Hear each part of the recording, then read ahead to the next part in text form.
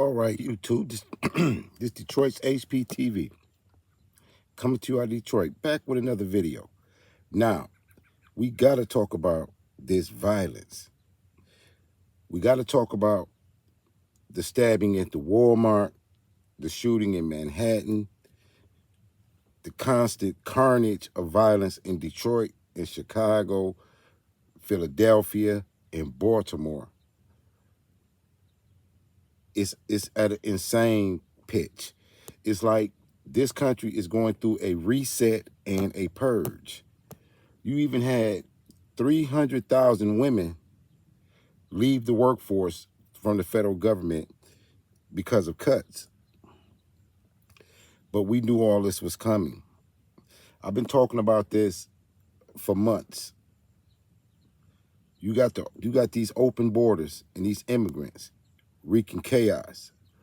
You got your politicians in full-blown political warfare while there's chaos on your streets. How quickly y'all forgot about the 9 women that was shot in Buffalo only a few years ago, or Dylan Roof going in the AME church.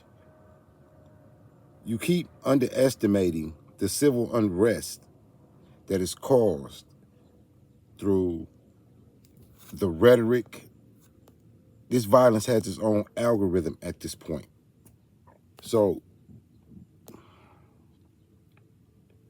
nobody is talking about that? Or do you think it happens in a vacuum where these young people are taking out their mothers, their friends, their cousins, women, children? Nobody is off limits. But I guess we still want to see the Epstein's list.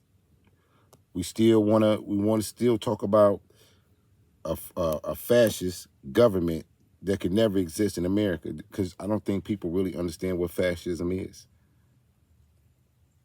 There's too many patriots in this country for somebody to try to implement fascism, the militias, the Second Amendment. You know, this country is set up in a way that it can only go so far.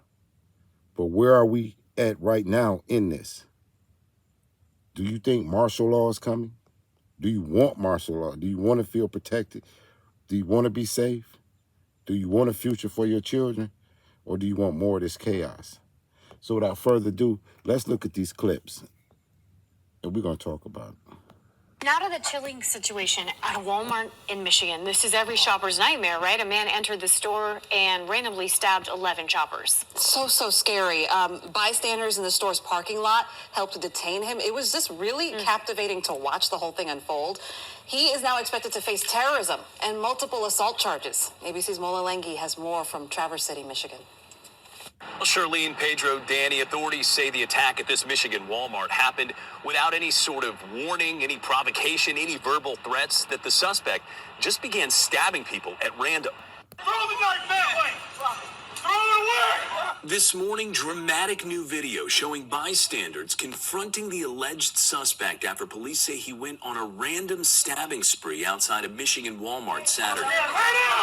Multiple citizens, including one who was armed with a pistol, were confronting the male suspect in the parking lot and preventing him from harming further people. I need units inside of Walmart, got multiple victims. At least 11 people between the ages of 29 and 84 years old were injured, among them a Walmart employee. Hey, he hasn't dropped it. Police say the suspect, 42-year-old Bradford James Gill, entered the Walmart at 4:10 Saturday afternoon. About 30 minutes later, they say he started attacking people at random using this folding knife with a 3.5-inch blade. Shoppers watching the horror unfold. I was right there. I saw the knife, but I got out of his way in time. And it seemed like all of the people who got stabbed and got attacked were people who couldn't physically get out of his way, like people in wheelchairs. The suspect is facing charges of terrorism and 11 counts of assault with the intent to murder. Authorities say a motive has not yet been determined. Now, local authorities crediting those bystanders who helped detain that suspect. I cannot commend everyone that was involved enough. Well, officials say 5 of the stabbing victims are in fair condition, 4 remain in serious condition. and one has been released from the hospital, guys. Y'all see how quickly you forgot, as I said before, what happened in Buffalo, AME Church, all these soft targets, to where you don't even really understand that this anarchy and this chaos is orchestrated, is used to undermine the cohesiveness of our communities, so that everything is a threat. You constantly live under fear of the government, fear of your neighbor. This is one large psyop, a very dangerous one. Now look at this story. Give us a sense of that time that you spent. I'm going to bring in Jessica Chen. She was inside the building when this all played out. Jessica, thank you so much for joining us. Sorry that you had to endure this today. Can you give us a sense of what you observed?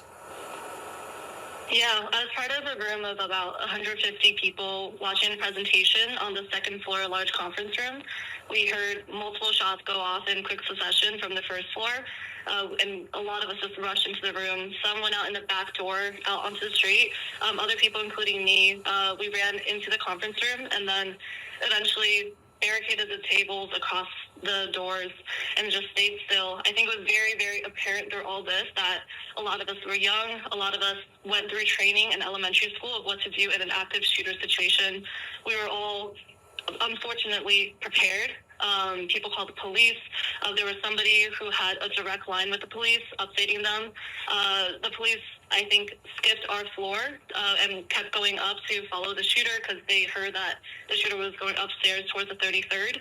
So we didn't get let out until a bit later, but it was very apparent that there was a lot of gun awareness among the room of 100 people still there. And so what did police tell you?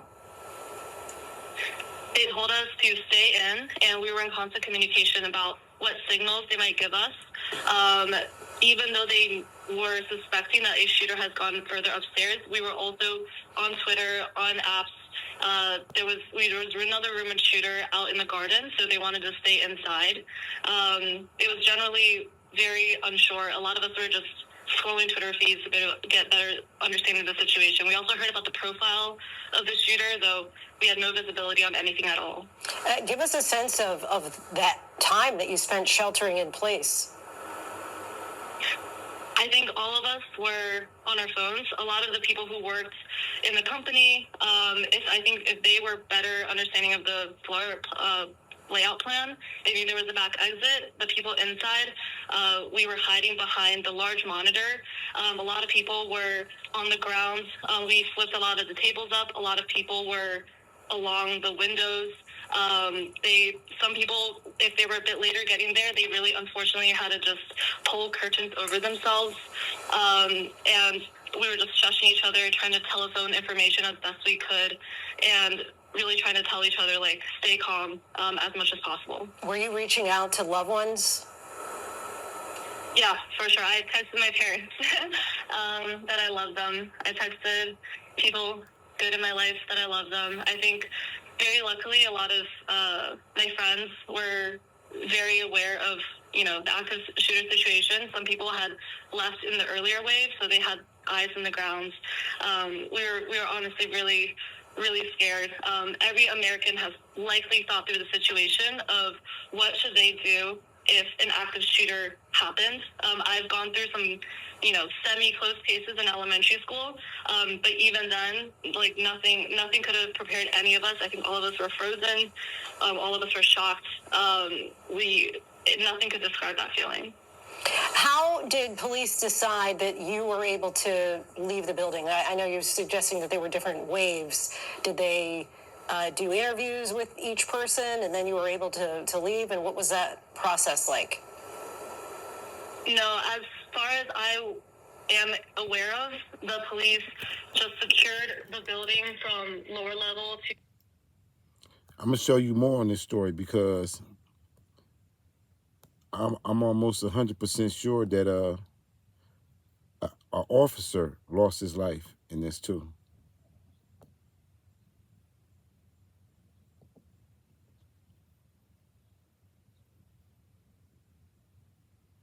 Oh, here is where they talk about who the guy is. We begin tonight with breaking news out of New York. This is where 5 people have been killed, including a police officer in an office shooting. We also have learned that the suspected gunman in that shooting has ties to Southern California. Police say the suspect was Shane Tamura. Here's a look at him from Nevada. They say he killed himself. There are published reports saying Tamura had been a standout running back at Granada Hills Charter High School. That was that earlier image we showed you. Investigators say he was seen on that surveillance footage strolling into the skyscraper with an assault rifle at about 6:30 New York time. Within the past hour, New York City leaders held their first press conference on this incident. As we mentioned, one of the victims was an off-duty officer who was 36 years old and a 3-year veteran of the force. He's doing what he does best, and all members of the police department carry out. He was saving lives. He was protecting New Yorkers. He's an immigrant from Bangladesh, and he loved this city. And everyone we spoke with stated he was a person of faith and a person that believed in God and believed in living out the life of a godly person. The building where the shooting occurred is headquarters for major institutions, companies like Blackstone, the NFL, KPMG, and more. Investigators are trying to determine if he targeted any of them. All right, we're going to take a live look now what it looks like in Manhattan at this hour. It's been about 5 hours since all of this started. So you see there's not as much activity as we have seen earlier in this evening while all of this started to unfold and we started to get a sense for who the suspected gunman was, how many people were affected, how many shot and then killed, and the gunman himself killed himself. They did find an automobile with Las Vegas license plates that they have since searched and determined that there was nothing. Now you think about this type of violence on top of the violence that you've already accepted with cognitive dissonance, like you're not going to see the carnage in our communities, the carnage in the music. Do you really know what time it is? If people do not be vigilant and be aware of what's going on in their world, they will not even know that there's no place that you can be safe. There's no place that you can be safe at this point. From your neighbor, immigrants, if you're scared of the government, however. So get in the comments and tell me what you think. Tell me what you think about this purge and reset. If you're religious, you maybe think that it's revelations unfolding. But you got to acknowledge that this country has become a lot more dangerous. And this Detroit's HPTV in Detroit, sending to you out Detroit. As always, keep your head on a swivel and salute to all patriots. Peace.